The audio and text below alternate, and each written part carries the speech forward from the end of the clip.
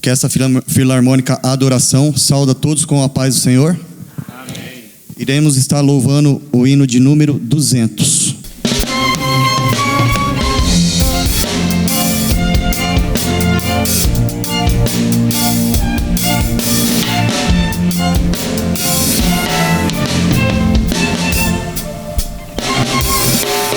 Quão bondoso amigo é Cristo, carregou a nossa dor e nos manda que levemos os cuidados ao Senhor. Falta o coração dorido, gozo, paz, consolação. Isso é porque não levamos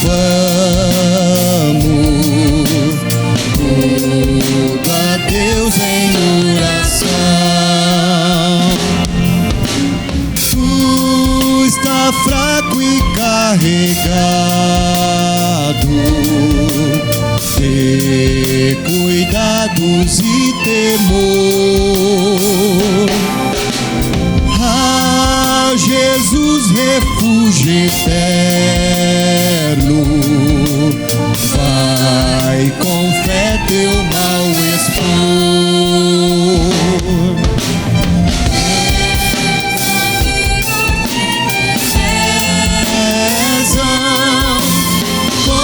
Conta-lhe sem oração,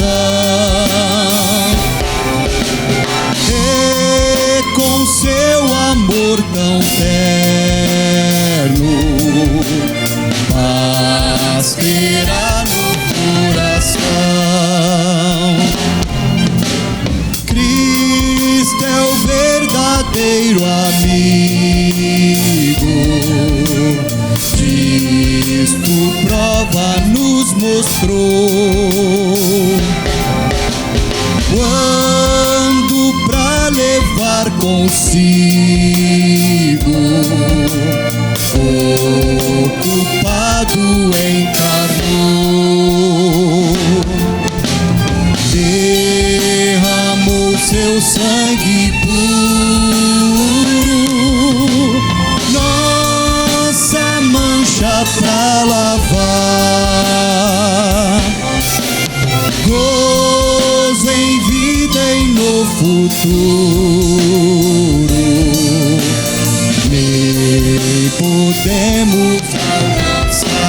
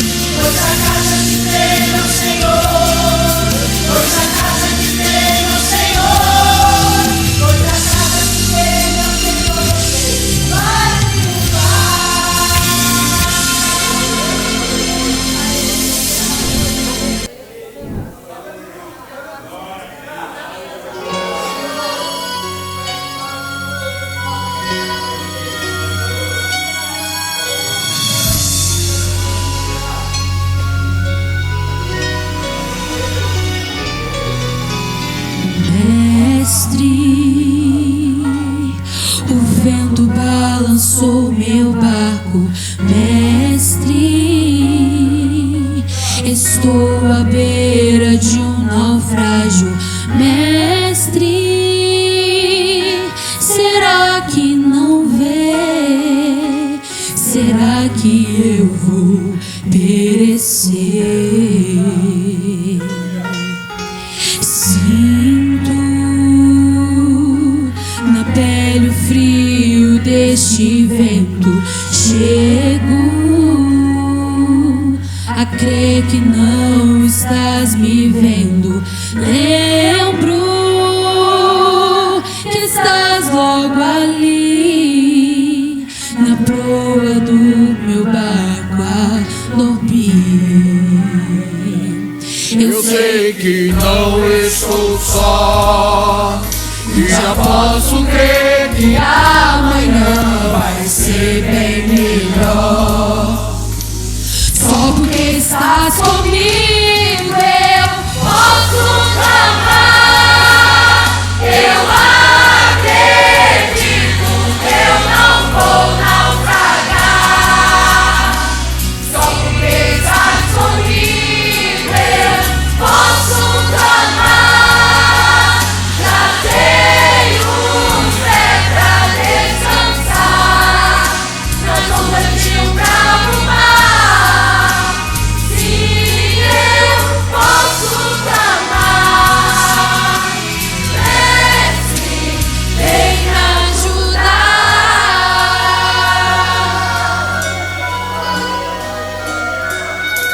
Eu sei que não estou só, e já posso crer que amanhã vai ser bem melhor.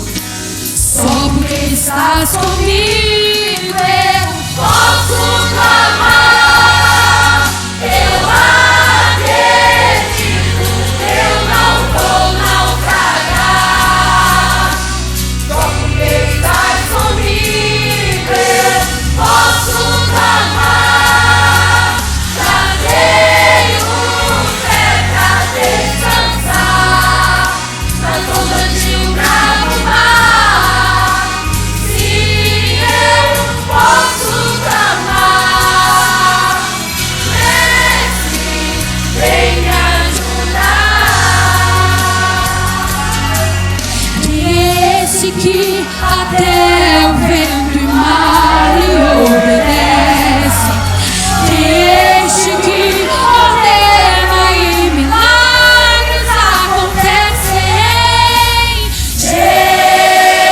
Jesus, este nome toda língua confessará. Céus e terra se prostram pra te adorar. O presente que Deus enviou pra nós. Até o vento se cala pra ouvir tua voz. Posso clamar. Eu acredito, eu não vou naufragar. Só porque estás comigo eu posso clamar. Já tenho fé pra descansar nas ondas de um bravo mar. Sim, eu posso clamar. Mestre, vem me ajudar. Posso clamar. Eu acredito, Eu não vou naufragar. só porque estás comigo eu posso clamar. Já tenho fé pra descansar nas ondas de um bravo mar. Sim, eu posso clamar. Mestre, vem me ajudar.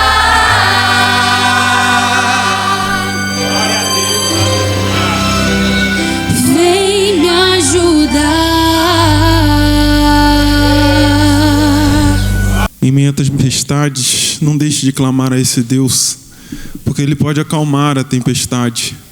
Ele pode fazer cessar o vento, pode fazer com que a tempestade se acalme, o mar se aquiete e trazer bonança para a sua vida. Acalma o seu coração, descansa em Deus. Ana Ara com oportunidade.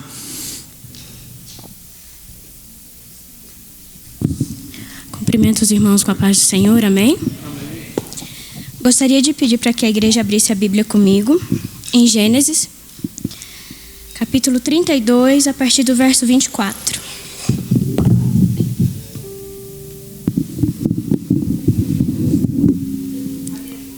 Diz assim: Jacó, porém, ficou só, e lutou com ele um homem, até que a alva subiu. E vendo este que não prevalecia contra ele, tocou a juntura da sua coxa e se deslocou a juntura da coxa de Jacó, lutando com ele. E disse: Deixa-me ir, porque já a alva subiu. Porém ele disse: Não te deixarei ir, se não me abençoares. E disse-lhe: Qual é o teu nome? E ele disse: Jacó. Então disse: Não se chamará mais o teu nome Jacó, mas Israel.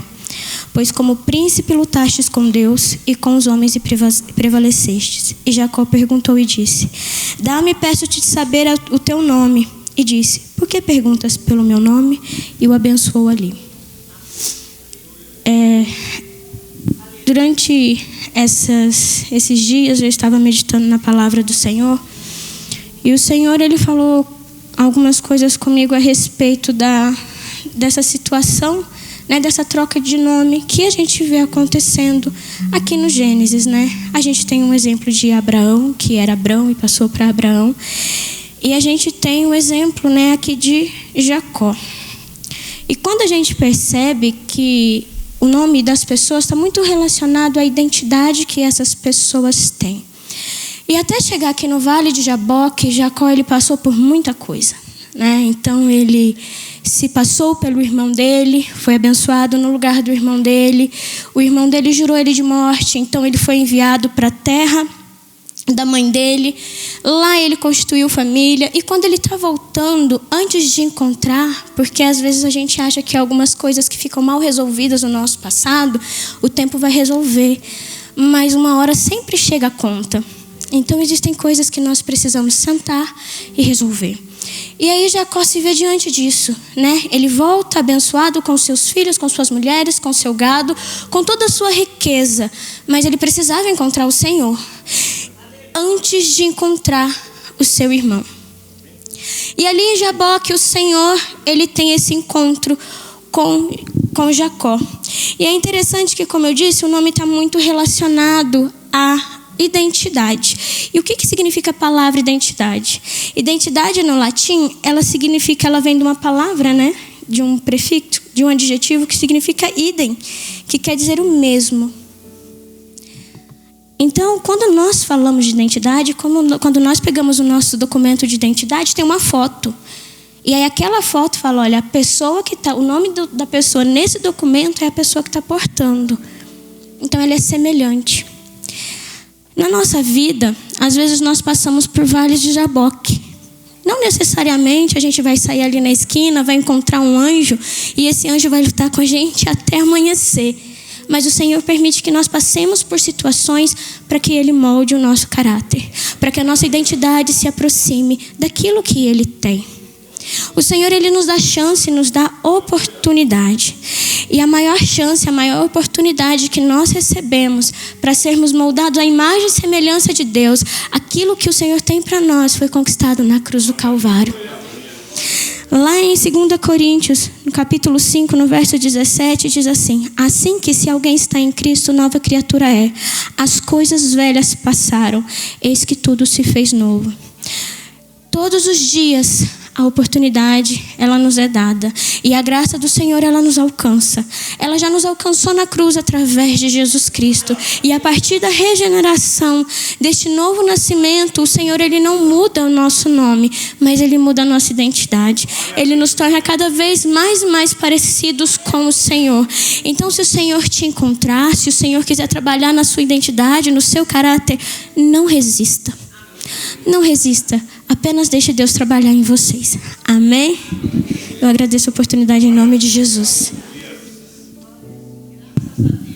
Glórias a Deus. Aleluia. Irmãos, neste momento, nós gostaríamos de conhecer aqui os nossos irmãos que nos visitam nesta noite, mas em primeiro momento nós queremos fazer menção do irmão Odmilson, é um missionário da Guiana Francesa. Irmão Odmilson Nascimento de Souza, onde o irmão se encontra. Amém. Mais alguém está nos visitando nesta noite, que o seu nome não chegou até nós? Irmão Alexandre. Irmão Alexandre, irmão do Elinho. Amém. Glória a Deus. Irmãos, como vamos receber esses dois irmãos? Vamos saudá-lo com um bem-vindo? Seja bem-vindo em nome, glórias a Deus. O Luan estará nos trazendo uma saudação a respeito de dízimos e ofertas, e logo após, o Davi e a Gabi estarão louvando a Deus. Aleluia, Jesus.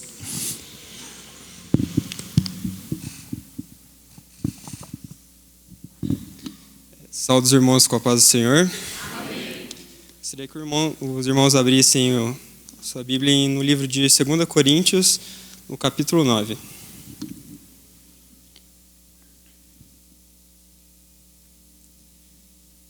No versículo 7.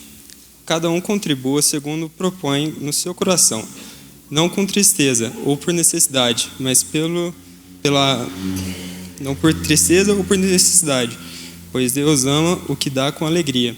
Irmãos, a gente tem que pegar como exemplo a viúva, que mesmo ela não tendo muito, ela contribuiu com o que tinha e Deus se alegrou com o que ela contribuiu.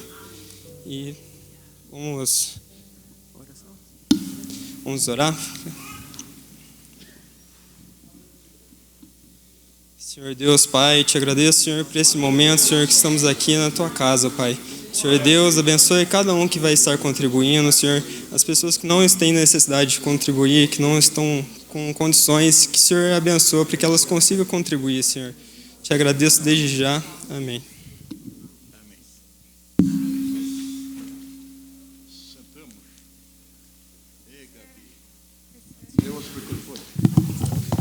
Salve os irmãos com a paz do Senhor, amém?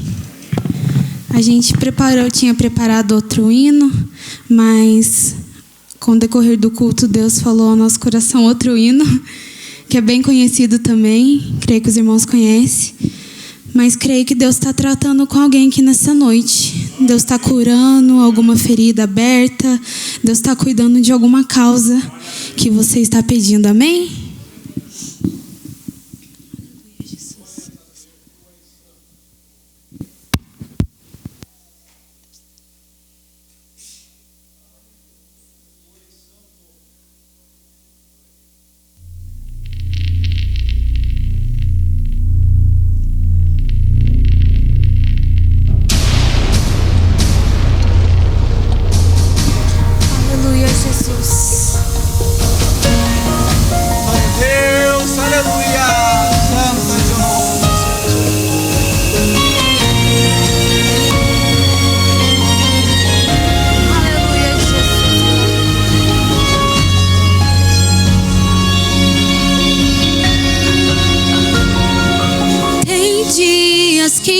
Acorda estranho e a angústia bate e não tem tamanho. Dá vontade de chorar, calma, insista, se anima. São dias pra lutar. Aleluia. Em dias de guerra, não mostra ao inimigo a tua fraqueza. Mostra a ele quem está contigo na peleja. Aleluia, calma, insista, se anima. São dias pra lutar. Aleluia. Mas eu bem sei a matéria-prima que eu te formei. Eu já sabia que teria dias que tudo isso ia pesar e a pressão ia aumentar. Mas eu te dou uma notícia: quanto maior é a guerra, maior a vitória será. Sabe por quê? Eu tô tô cuidando, eu tô zelando, tô segurando, tô acalmando, eu tô guiando, tô te moldando, e o resto é detalhe, eu estou anotando. Tá indo aos pouquinhos, mas você vai chegar lá. O que é um vencedor sem suas guerras pra ganhar? Mas fique sabendo que durante esses dias você pode, eu vou lutar. Mas fique sabendo que durante esses dias você pode confiar. E vai pro campo de batalha, eu estou na retaguarda, pode ir que eu vou cuidar. Jesus está cuidando, aleluia. Glória a Deus, aleluia, Jesus. Mas eu bem sei a matéria-prima que eu te formei. Eu já sabia que teria dias que tudo isso ia pesar e a pressão ia aumentar.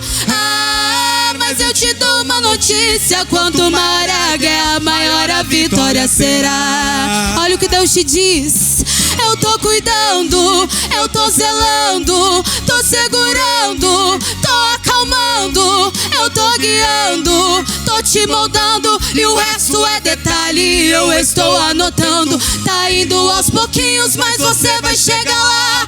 O que é um vencedor sem suas guerras pra ganhar? Mas fique sabendo que durante esses dias contigo eu vou lutar.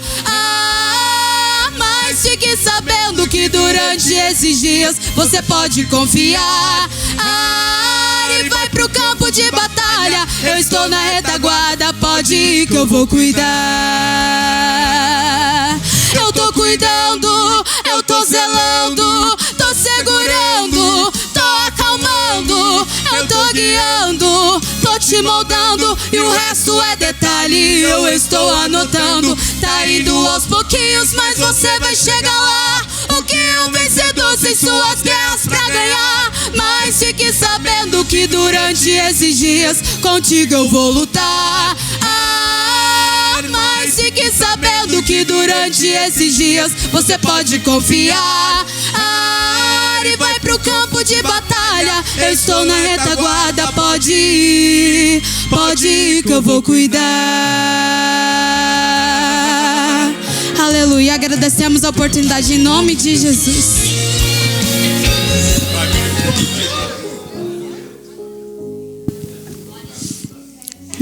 Glória a Deus. Irmãos, quem tem ouvido, ouça o que o Espírito diz às igrejas. Eu estava ali, anotei e não falei logo após que os jovens cantaram um dos hinos. E agora com esse hino que a Davi e o Gabi louvaram,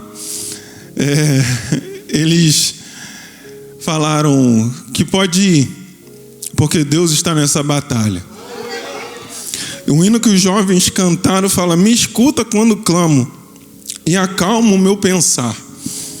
Salmos 46 está escrito: aquietai-vos e sabei que eu sou Deus. Quem sabe você está aqui nesta noite, mas o teu coração está inquieto, está aí remoendo algumas coisas, mas Deus nessa noite está mandando dizer: olha só, calma, descansa o teu coração, olha, Ele está lutando, é Ele que vai guerrear. Aquietai-vos e sabei que eu sou Deus. Aí vem falando: eu sou o Deus dos exércitos, então vai, porque essa batalha não é você que vai pelejar. Descansa o teu coração. Aleluia. Em nome de Cristo Jesus, Deus está falando nesta noite à sua igreja: acalma e descansa. Vamos orar e apresentar nesta noite o Samuel, que estará nos trazendo a palavra do Senhor. O pastor Daniel, por favor, ore pela vida do Samuel. Aleluia. Cumprimento a igreja com a paz do Senhor. Ficamos de pé neste momento. Aleluia. Vamos apresentar o pregador dessa noite. Maravilhoso, eterno Pai, estamos reunidos na Tua presença para Te adorar e bendizer o Teu santo e bendito nome. E neste momento, Pai, que nossos ouvidos possam estar atentos à Tua voz, ó Pai. que vai usar o teu filho neste momento para transmitir, Pai, o que a tua igreja está precisando, Pai. Não o que queremos, o que estamos precisando. Unge o teu filho mais uma vez, ó Pai, e usa de maneira toda especial. Em nome de Jesus oramos. Amém. Fala, Jesus querido, fala-me hoje sim. Fala com tua vontade, fica ao pé de mim. Meu coração aberto está pra tua voz ouvir. Enche-me de louvores e gozo pra te servir. Fala-me suavemente, fala com muito amor, vencedor para sempre, nele te hei de pôr. Fala-me cada dia, sempre em terno tom. Ouvi tua voz eu quero, e esse mesmo som.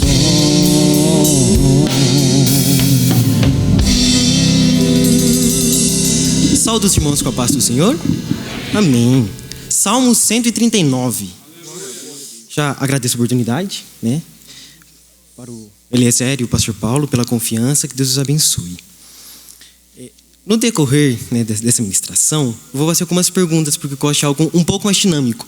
E eu gostaria que a igreja respondesse algumas perguntas.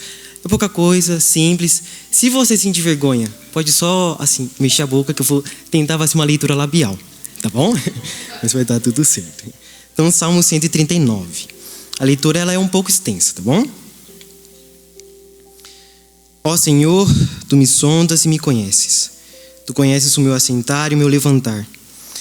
Entendes o meu pensamento de longe. Cercas a minha vereda e o meu deitar, e conheces todos os meus caminhos. Pois não há uma palavra em minha língua, mas eis que o Senhor, tu sabes de tudo. Tu me envolves por trás e pela frente, e puseste a tua mão sobre mim. Tal conhecimento é maravilhoso demais para mim. É tão alto que não posso alcançá-lo. Para onde me irei do teu espírito? Ou para onde fugirei da tua presença? Se eu subir aos céus, tu estás lá. Se eu fizer a minha cama no inferno, eis que tu estás lá também. Se eu tomar as asas da manhã e habitar nas partes mais extremas do mar, até lá a tua mão me guiará e a tua mão me susterá. Se eu disser, certamente as trevas me encobrirá, até a noite será luz sobre mim. Sim, as trevas não se escondem de ti, mas a noite brilhará como o dia. As trevas e a luz são ambas o mesmo para ti. Pois possuístes os meus rins, cobriste-me no útero da minha mãe. Eu te louvarei, pois eu sou assombrosamente e maravilhosamente fui feito. Maravilhosas são as tuas obras, e isso a minha alma certamente conhece bem. A minha matéria não foi escondida de ti, quando fui feito em secreto, e curiosamente forjado nas partes mais baixas da terra. Os teus olhos viram a minha matéria ainda imperfeita, e no teu livro todos os meus membros foram escritos, os quais serão continuamente formados, quando nem ainda havia nenhum deles. Quão precioso também são os teus pensamentos para comigo, ó Deus. Quão grande é a soma deles. Se eu fosse contá-los, eles seriam maiores que o número do que a areia. Quanto à corda, ainda estou contigo. Certamente tu matarás o perverso, ó Deus. Apartai-vos, portanto, de mim, vós, homens sanguinários, pois eles falam contra ti perversamente. E os teus inimigos tomam o teu nome em vão. Não odeio eu, ó Senhor, aqueles que te odeiam, e não me aflijo com aqueles que se levantam contra ti? Odeio com ódio perfeito, conto-os como meus inimigos. Sonda-me, ó Deus, e conheces o meu coração. Prova-me e conhece os meus pensamentos, e vê se há algum caminho perverso em mim, e guia-me pelo caminho eterno. Amém. Pode assentar.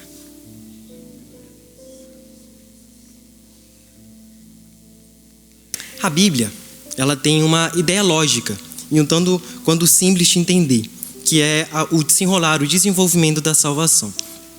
Porém, essa simplicidade da Bíblia, não quer dizer que ela não possua uma profundidade, o que de fato ela tem. Então, por trás do plano da salvação, a gente pode ver uma série de assuntos que são desenvolvidos, como, por exemplo, a maldade do coração do ser humano. O que eu acho interessante a gente ler essa passagem, já que às vezes a gente pode ter uma mentalidade que o ser humano ele pode ser bom. Então, para a gente já sanar essa questão, Juízes 19, a partir do versículo 22 ao 29. Tá? Juízes 19, do 22 ao 29. Que é um outro subtema que é tratado na Bíblia, que é a maldade do ser humano. E aí, dando um leve contexto, um levita, junto com a sua concubina, ele está partindo de uma cidade A para uma cidade B, e quando ele chega nessa cidade B, para ele não dormir na praça, um cidadão daquela cidade oferece a sua casa para ele passar a noite. E aí vem o versículo 22. Ora, enquanto eles se alegravam com seus corações, eis que os homens da cidade, certos filhos de Belial, cercaram a casa ao redor e bateram na porta e falaram com o dono da casa, o homem idoso, dizendo: traz para fora um homem que entrou na tua casa, para que possamos conhecê-lo. E quando a Bíblia fala conhecê-lo, é a questão do ato sexual. Então, homens estavam querendo ter atos sexuais com os próprios homens. Tá? Dando continuidade. E o homem, o senhor da casa, saiu até eles e lhes disse: não, meus irmãos, não, eu insisto convosco, não procedei assim impiamente, vendo que este homem veio à minha casa, não faça essa loucura.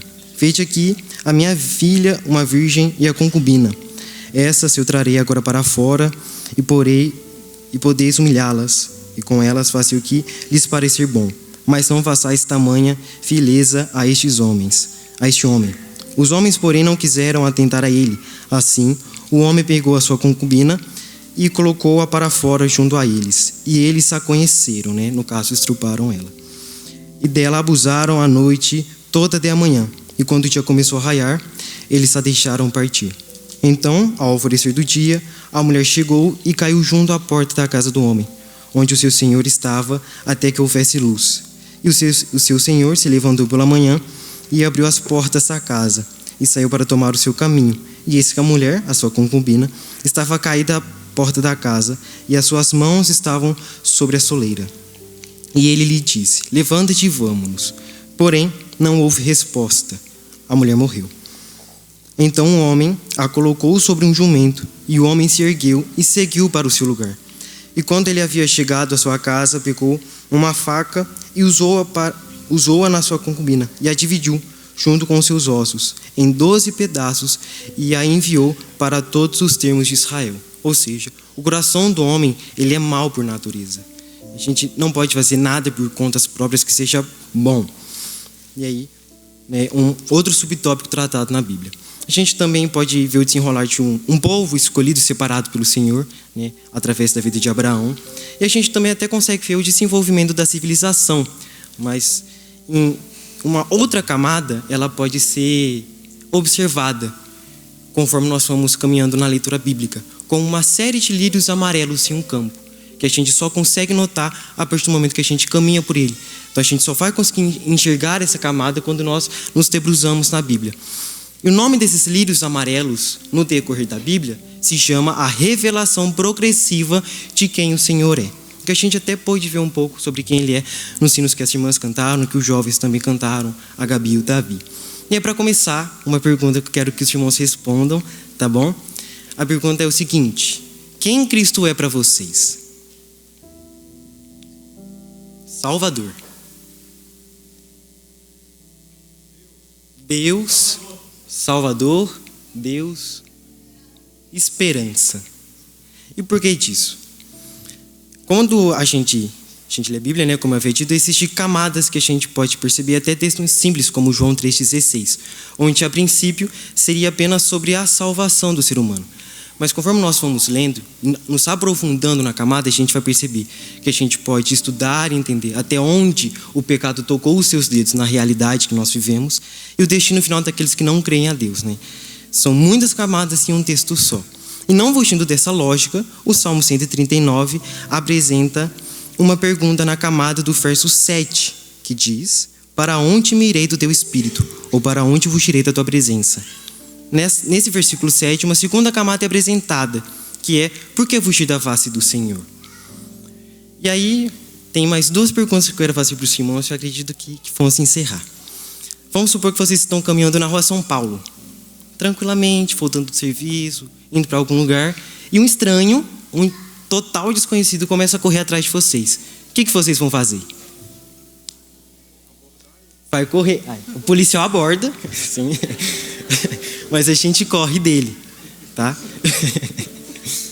Agora, se é um conhecido, se é, por exemplo, o pastor Paulo correndo atrás de você, o que vocês iriam fazer? A gente espera primeiro e conversa com ele para ver o que está acontecendo. Então, partindo dessa lógica, a gente foge do Senhor justamente porque nós não o conhecemos de fato. E é essa pergunta que o Salmo 139 apresenta. Ele tenta, Davi no caso, né? Ele tenta apresentar para o povo um pedaço da revelação progressiva de quem o Senhor é. E por que a necessidade de falar por quem o Senhor é de fato? Baseado no Salmo 139. Quando nós observamos algumas ministrações feitas no decorrer do Brasil, a gente vai perceber que, né, nesses últimos anos, que Cristo é apresentado como um mordomo, né? Aquele, falando do Samuel, aquele que me dá um Civic 2019/2020. Meu aniversário está chegando, se quiserem me presentear com Civic, não tem problema, tá? Então, Civic 2019/2020, uma casa no Jardim Europa com uma cerejeira e com uma vista para a Serra de São Domingos. Às vezes é assim que nós vemos a pessoa de Cristo, como um mordomo, aquele que nos dá aquilo que nós precisamos. E isso me faz lembrar, e algumas pessoas vão saber desse livro, porque eu falei um pouco dele no decorrer dessas 2 semanas, um livro chamado Noites Brancas, de um escritor do leste europeu. Qual que é a história do Noites Brancas, né, do Dostoiévski?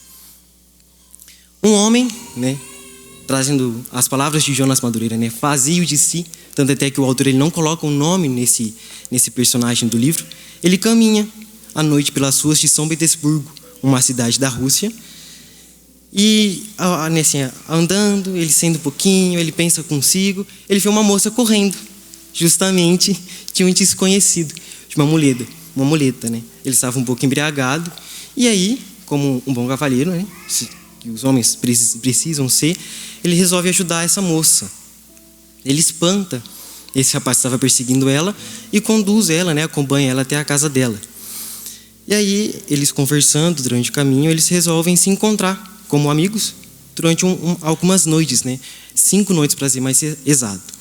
E eles se encontram todos os dias no mesmo local, na mesma hora. Só que a moça ela faz um pedido para ele. Olha, seguinte, um romance, né, gente? Um romance. Eu quero fazer um pedido para você. Você não pode se apaixonar por mim. Não, tá bom, tranquilo.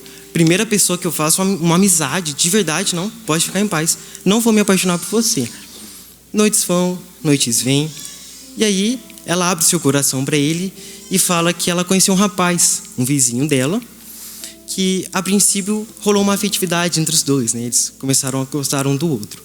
Só que o rapaz ele acaba partindo da cidade de São Petersburgo, né, para ganhar vida, arrumar um dinheirinho para poder casar com ela. E ele volta para essa cidade. Ele fica coisa de 3, 4 dias sem dar sinal de vida para ela. Mas ela sabe que ele voltou por conta de alguns amigos que sabiam dessa história. E aí o rapaz fala, não, escreve uma carta que eu mando para ele. Ela tira a carta do bolso, já escrita, entrega para ele. Tá bom, vamos lá. Ele entrega a carta para o moço. Passam mais algumas noites e ele não dá sinal de vida.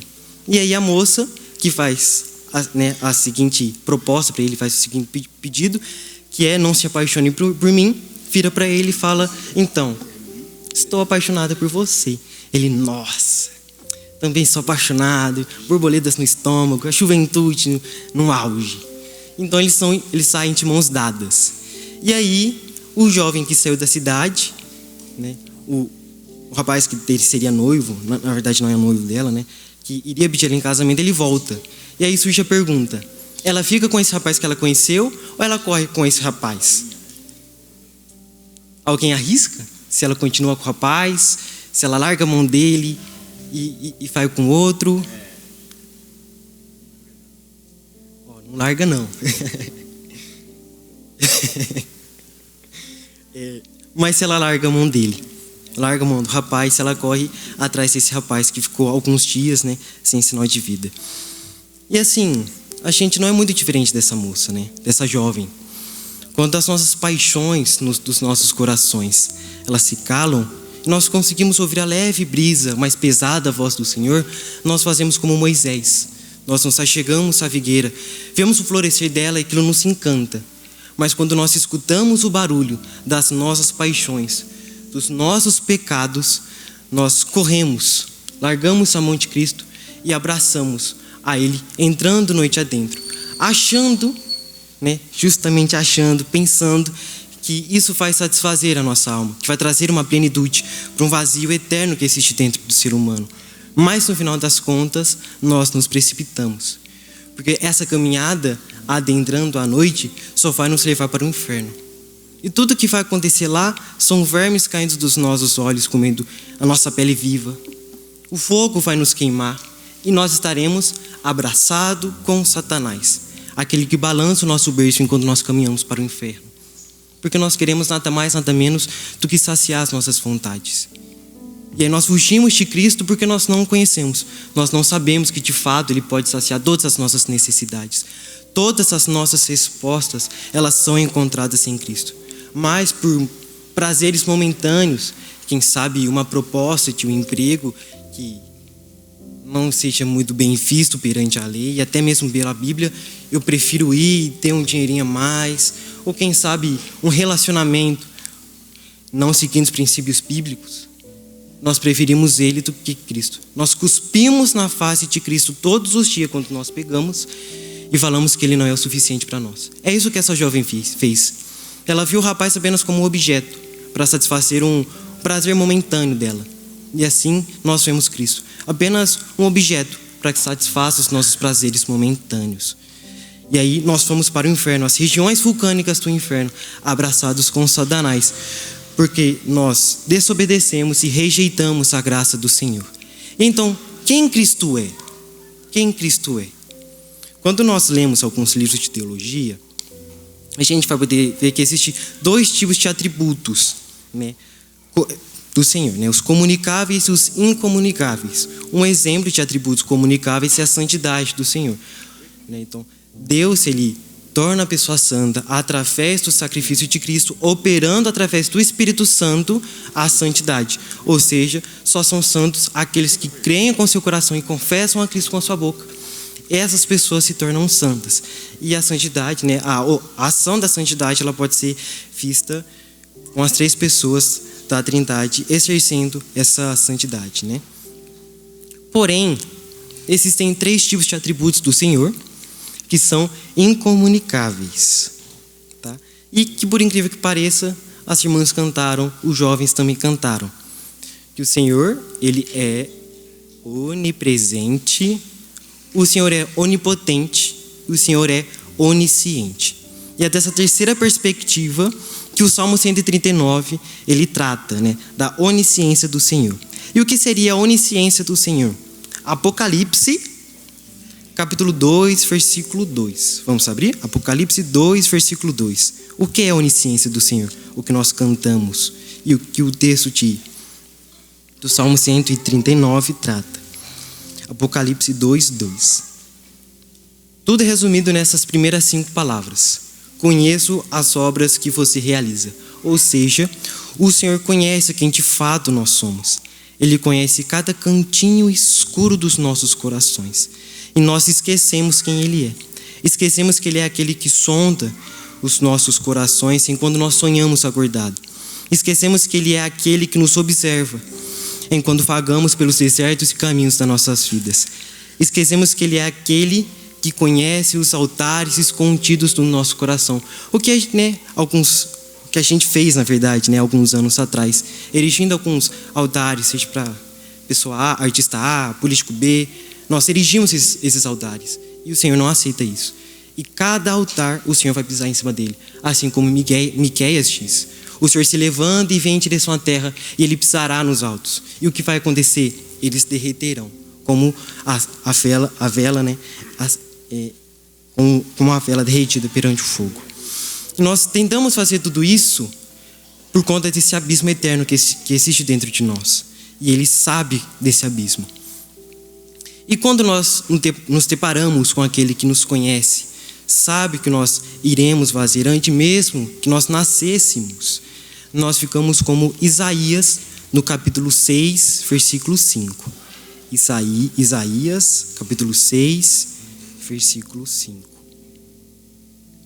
Então eu disse: ai de mim, estou perdido, porque sou homem de lábios impuros e habito no meio de um povo de lábios impuros. E os meus olhos viram o Rei, o Senhor dos Exércitos. Quando nós vemos a beleza de Cristo, a glória do Senhor, quem Ele é de fato, nós nos amedrontamos, porque sabemos que nós somos pecadores, somos falhos, e Ele é algo eterno, santo, transcendente, que nós não conseguimos tocar. E aí, com esse medo, nós fazemos justamente como Jonas. Nós pegamos o barco que toma as asas da manhã e habitamos nas regiões mais extremas, mais externas, mais longes, mais longínquas do mar, na esperança de fugirmos da face do Senhor, como diria o Salmo 139. E acreditamos que o Senhor vai guiar os nossos passos e vai nos suster, estando longe dele. Mas se nós fizermos uma boa interpretação desse verso 10, pegando o original, né, o hebraico, nós vamos entender que a palavra guia é agarra e o sustém é trazer de volta. Ou seja, ainda que nós pegamos o barco com as asas da manhã, nos dirigimos para o lugar mais longe que nós conseguimos ir da face do Senhor, até lá Ele vai nos agarrar e nos trazer de volta para a face dele, para o lugar onde nós realmente deveremos estar. E até no mais escuro abismo, o Senhor vai enviar um grande peixe que vai nos trazer para a sua graça. E o que acontece quando voltamos para perto da face do Senhor? É o confronto. E isso me faz lembrar de um outro livro, é uma outra literatura, chamada Viagem do Peregrino da Alvorada, escrito pelo C.S. Lewis. E essa história, o que ela narra? Ela narra a aventura de 3 primos, né, nas terras fictícias de Nárnia.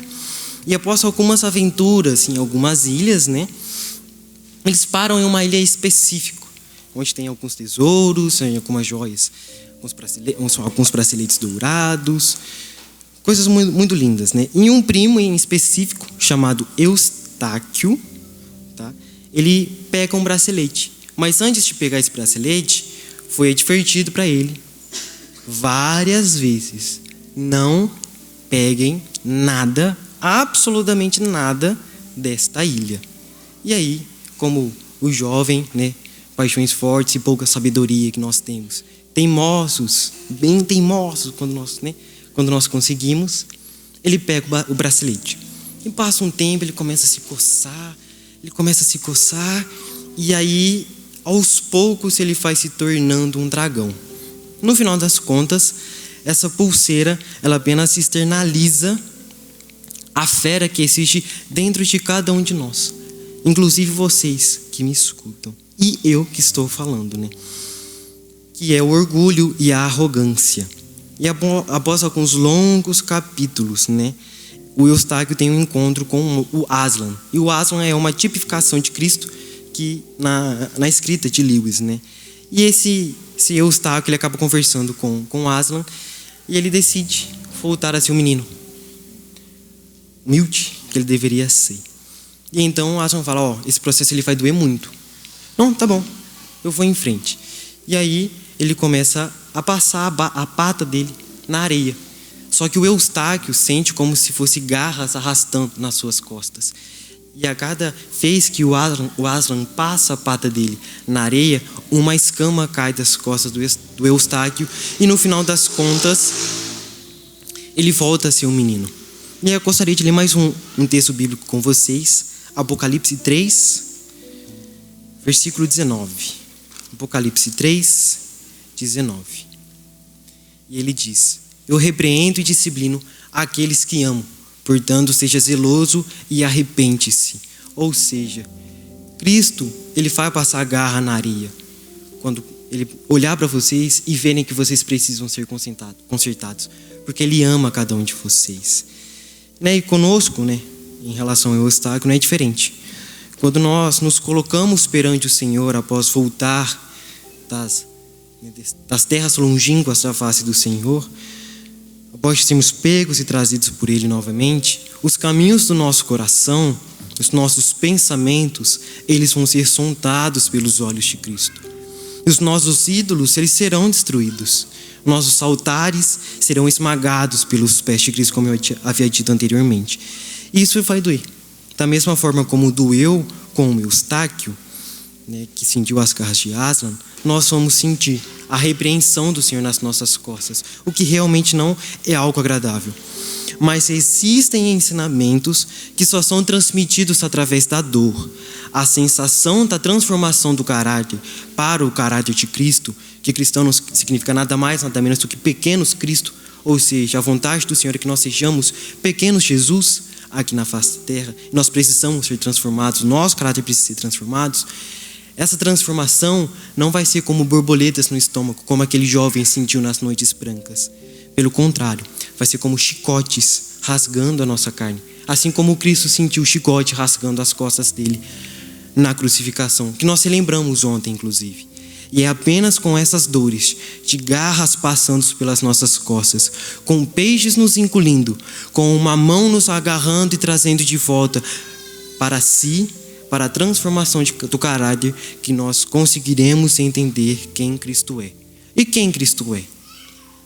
Nos livros históricos, Cristo ele é aquele que conduz o seu povo através de reis, de profetas, de juízes, mas que também leva o seu povo a vagar por terras estranhas, no exílio, para que lembrem quem ele é e o que ele pede do seu povo.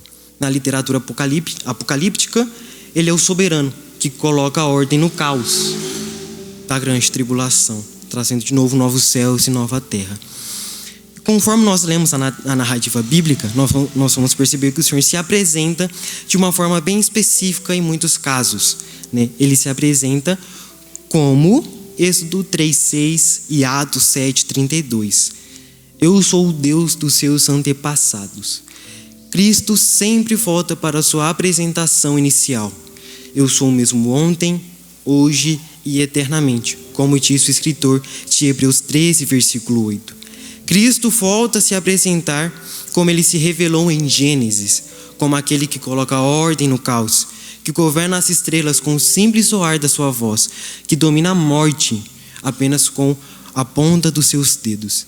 Aquele que é a própria vida, que tem todo o poder, que está em todos os lugares, que contempla cada micropensamento que nós temos, porque ele é onisciente e ele conhece as profundezas dos nossos corações.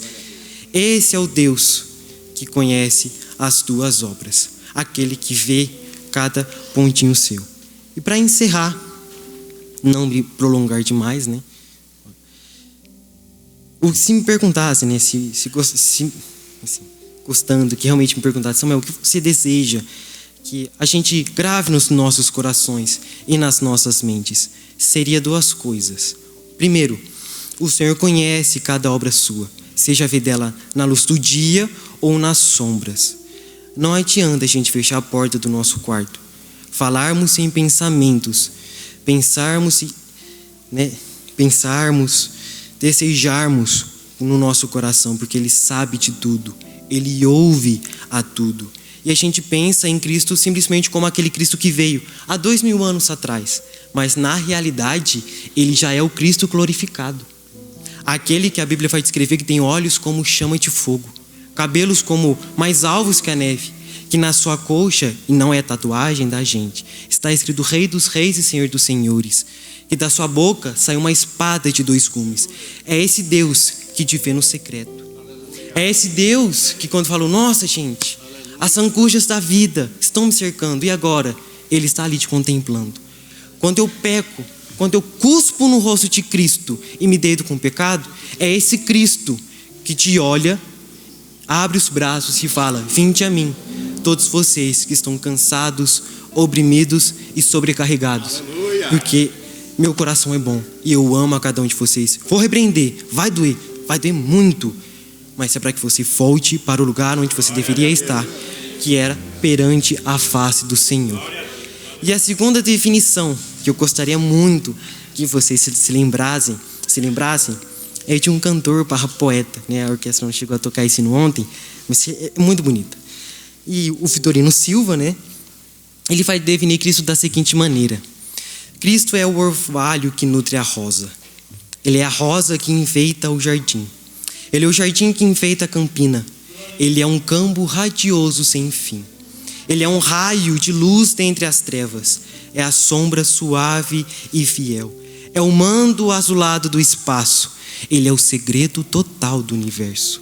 É aquele que reina acima da morte, ou seja, a morte não consegue olhar para a glória dele, porque ele domina sobre ela apenas pelos toques dos seus dedos. Ele venceu a morte. E essa vitória que ele teve será entregue a vocês, se nós permanecermos firmes na palavra, em santidade ao Senhor, tentando conhecer a Ele de fato. Cada vitória que Cristo teve na cruz, a vitória sobre a morte, na ressurreição, naquela passagem quando ele diz: fiquem alegres e felizes, tende bom ânimo, porque eu venci o mundo. E como nós somos cordeiros de Cristo, a vitória que ele teve sobre o mundo, nós também vamos ter. E isso não é uma questão sobre política, não é sobre as autoridades, não é sobre ideologias, mas é sobre o pecado. Nós, sobre a nossa carne, nós teremos a vitória sobre ela no final das contas. E a ressurreição de Cristo, ainda que nós sejamos recolhidos desse mundo, nós não venhamos a ver a volta de Cristo, nós vamos ressuscitar e veremos nossos irmãos novamente. Esse é aquele que reina acima da morte, que dá aquilo que ele ganhou para os seus filhos. E ele é o braço que nos une ao céu. Esse é o Cristo apresentado pela canção do poeta. Porém, existe uma revelação ainda mais profunda do Senhor, que cabe a você descobrir. Cabe a você não fugir da face do Senhor, mas fazer como Moisés, subir no monte do Senhor para ter um encontro face a face com Ele. E a partir desse momento, o Senhor, nós veremos a face do Senhor e saberemos que Ele é de fato.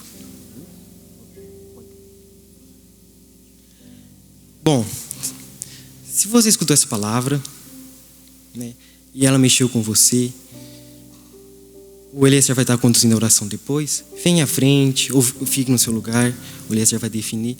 Mas, bom, se você não aceitou a Cristo de fato, não sabe a profundidade, a beleza, a riqueza, a plenitude que é em Cristo. Ah, Samuel, mas eu nasci na igreja e não sei o quê. Lembrando, filho de peixe não é peixinho. Se seus pais são cristãos, você não é cristão. Você precisa aceitar a Cristo. A salvação não é hereditária, ela é específica para cada um. Então, se você aceitou, se você ainda não aceitou a Cristo e deseja aceitar a Cristo, se reconciliar com Ele, venha na frente, levante a sua mão. E aí eu não vou enganar vocês. Vai ter muitos sofrimentos, mas a presença de Jesus vai ser mais do que suficiente para você. Alguém? Todos aceitaram a Cristo, têm certeza da sua salvação? Que se Cristo abrir os céus hoje e a trombeta tocar, vocês têm certeza absoluta que vocês vão subir junto com Ele? Amém? Amém. Eu agradeço a oportunidade em nome de Jesus. Paz do Senhor, igrejas. Hoje, Dia das Mães, o Departamento Infantil preparou algumas homenagens.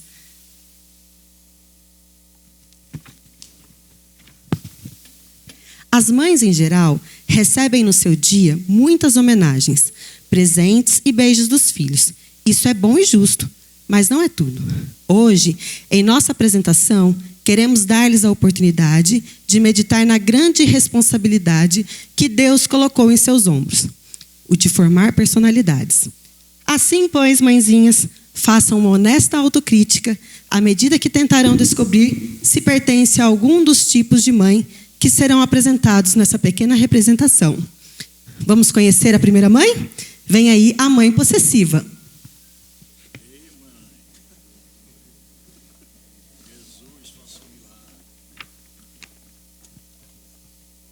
Muitos me chamam de mãe possessiva, pois eu não dou liberdade para os meus filhos escolherem as coisas. Mas afinal, eu sou a mãe deles, eu sei do que eles precisam.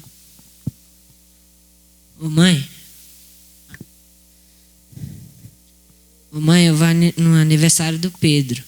A senhora pode me dar dinheiro para eu comprar o presente para ele? Claro, meu filho, mas não vamos com essa roupa, né? Vou pedir para você colocar uma camisa social, um sapatênis. E quanto ao presente, nós vamos na loja e eu escolho para você. Mas eu queria dar um perfume para ele. Não, meu filho, um perfume não. Eu sei do que ele precisa. É melhor nós darmos uma caneta para ele, tá bom? Ai, esse menino. Mas fazer o quê? Eu sou a mãe dele. Só eu sei do que ele precisa e o que é melhor para ele. Saibam, mãezinhas, que estão nos ouvindo agora, que passado alguns anos, aquele menino, o filho da mãe possessiva, ficou um jovem muito frustrado, inseguro na vida, não sabia tomar decisão ou qualquer iniciativa. Ele gostou de uma moça e se casou, e depois de algum tempo, chegou a desarmonia no lar, pois a esposa não suportava ter um marido que não sabia tomar decisões, não tinha fibra, nem maturidade para dirigir o lar e educar os filhos.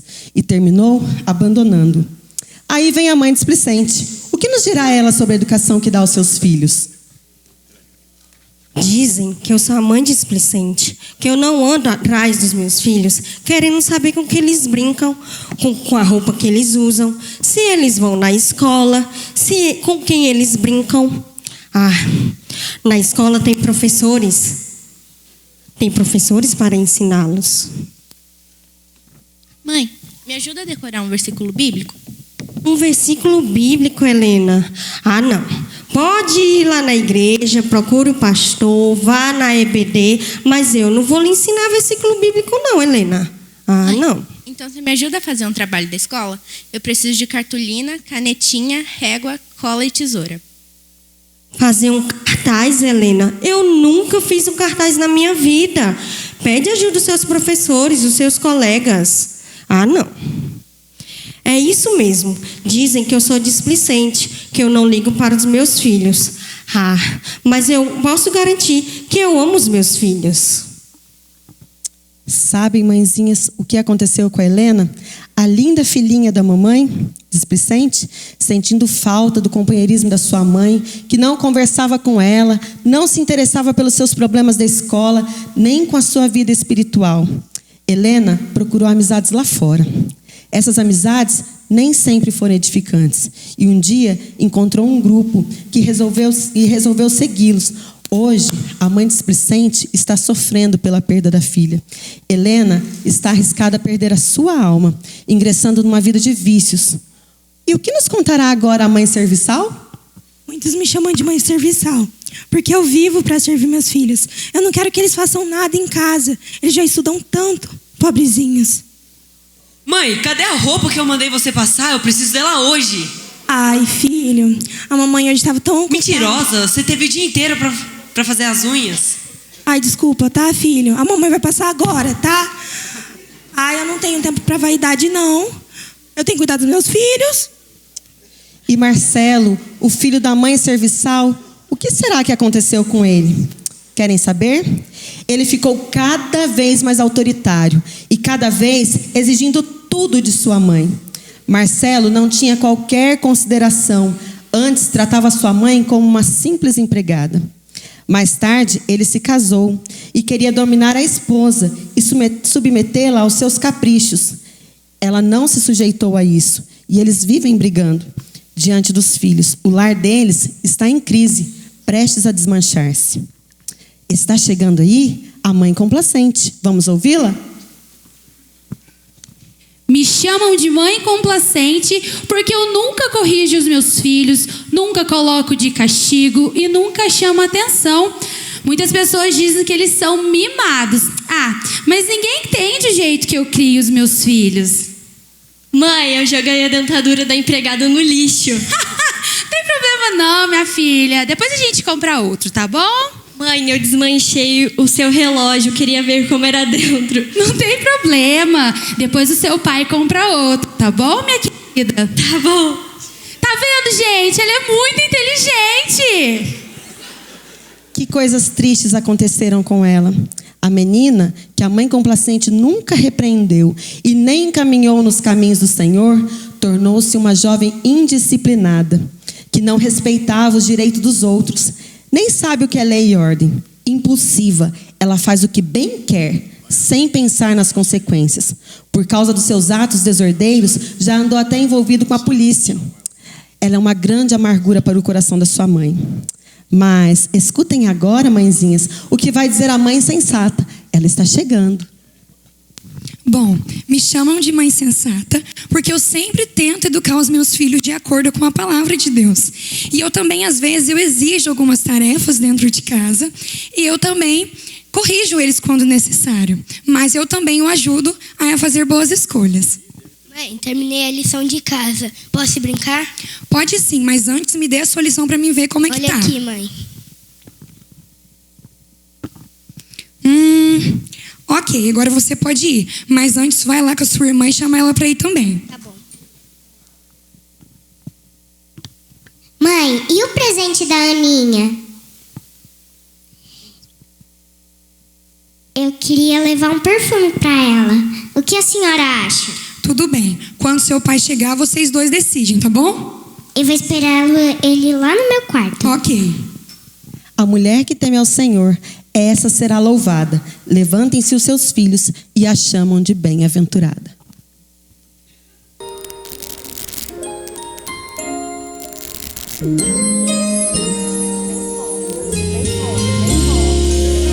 Minha tão linda que tem 3 letrinhas. M-A-E. Minha tão linda que tem 3 letrinhas. Mãe, vem tão preciosa pra mim. Vem tão preciosa pra mim.